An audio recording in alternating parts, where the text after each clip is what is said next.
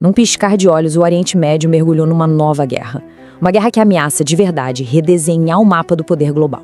E não é só mais um conflito regional. Dessa vez, o mundo inteiro já está sentindo impacto. Vamos entender juntos como tudo isso aconteceu.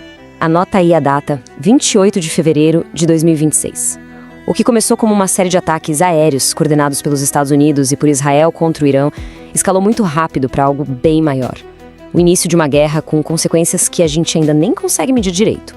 Mas o que realmente selou o destino da região foi esta notícia aqui. O líder supremo do Irã, o Ayatollah Ali Khamenei, estava morto. A confirmação oficial do Irã não deixou nenhuma dúvida. Não era mais um ataque limitado. Era, de fato, o começo de uma guerra declarada. Ok, mas como é que a gente chegou nesse ponto e tão rápido assim? A chave para entender isso está na sequência dos eventos. No ataque e, claro, na resposta imediata e devastadora que veio logo depois. Pensa só nisso. Tudo aconteceu em menos de 24 horas. Na manhã do dia 28 veio o ataque. À tarde, a retaliação iraniana. No fim do dia, o fechamento de uma das rotas comerciais mais importantes do mundo. E na manhã seguinte, a notícia que abalou tudo: a morte do líder supremo do Irã. Foi uma escalada assim vertiginosa. E como sempre acontece num conflito desses, existem duas versões da história. Para os Estados Unidos, Israel foi uma ação preventiva para neutralizar uma ameaça e, quem sabe, até forçar uma mudança de regime. Já para o Irã, foi uma agressão explícita, um crime que exigia uma resposta à altura. Era uma promessa de que nada ficaria sem troco. E a resposta iraniana veio mesmo. Com o nome de Operação Promessa Verdadeira 4, ela deixou uma coisa bem clara. Não seria só um ato simbólico. Foi uma demonstração de força, calculada para ser sentida de verdade. A escala da retaliação é de impressionar. Não estamos falando de um único alvo, isolado. Fontes ligadas ao Irã disseram que mísseis e drones atingiram, pasmem, 14 bases americanas diferentes por toda a região. Isso mostra não só o alcance deles, mas a capacidade de coordenar uma resposta dessas. Um recado bem direto de que eles não seriam intimidados.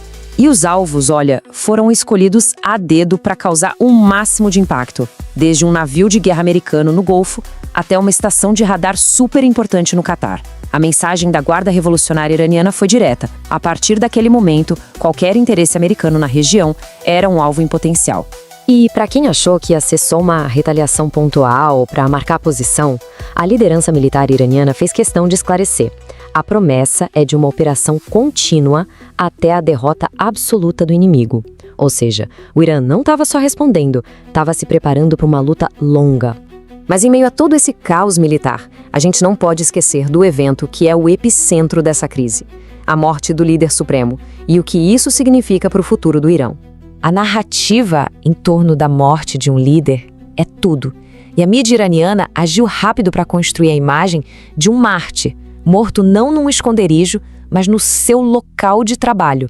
É uma mensagem muito poderosa para o seu povo. Ele não fugiu, ele enfrentou o que eles chamaram de ataque covarde. E para solidificar essa imagem e unificar a nação, o governo declarou 40 dias de luto. Esse número não é aleatório, viu? Na cultura persa e islâmica, o período de 40 dias tem um significado espiritual profundo de luto, de memória. É um símbolo poderoso para mobilizar a população e, claro, justificar a continuidade da guerra. E foi bem aqui que o conflito deixou de ser regional e virou um problema de todo mundo. A arma mais poderosa do Irã talvez não seja um míssil, mas a sua própria geografia. Ao fechar o Estreito de Hormuz, Teherã apertou o botão de uma crise econômica global. Para entender a dimensão do problema, é só dar uma olhada no mapa. O Estreito de Hormuz é um gargalo. É a única saída do Golfo Pérsico para o oceano. Quem controla essa passagem basicamente controla uma parte vital do fluxo de energia do planeta. Simples assim. Os números são assustadores. A gente está falando de mais ou menos 1/5 de todo o petróleo que o mundo consome passando por essa faixinha de água. Fechar o Estreito de Hormuz é como bloquear uma das principais artérias do coração da economia global. O efeito é imediato e doloroso para todo mundo. E o jeito que eles fecharam é mais sutil e eficaz do que parece. Não é só colocar navio de guerra bloqueando a passagem. O poder de verdade está na economia. Quando o risco fica alto demais, as seguradoras simplesmente param de cobrir os navios. E sem seguro, nenhum navio comercial se arrisca a passar por ali. É um bloqueio econômico perfeito. Então, aquela ideia de uma guerra rápida, cirúrgica, ela começa a desmoronar.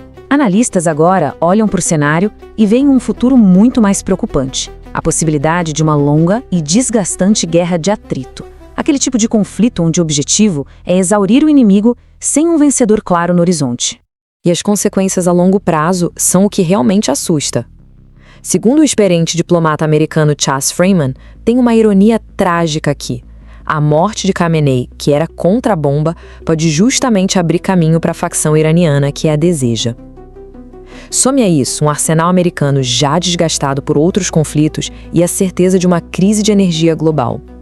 A conta, no fim, vai ser alta para todos. E é aqui que a análise vira o jogo. Aquela aposta numa vitória rápida dos Estados Unidos e de Israel pode ter sido um erro de cálculo tremendo. O Irã parece estar jogando um jogo diferente, um jogo longo. Com relatos de produção de mísseis a todo vapor e táticas inteligentes para desgastar as defesas inimigas, a ideia de uma vitória fácil para os agressores parece cada vez mais distante. E no final das contas, a grande questão fica no ar. O que foi planejado talvez como um golpe rápido e decisivo para resolver o problema iraniano pode ter iniciado exatamente o oposto. Uma guerra interminável, sem vencedores, que pode consumir o Oriente Médio por anos. As consequências disso tudo, bom, ninguém se atreve a prever.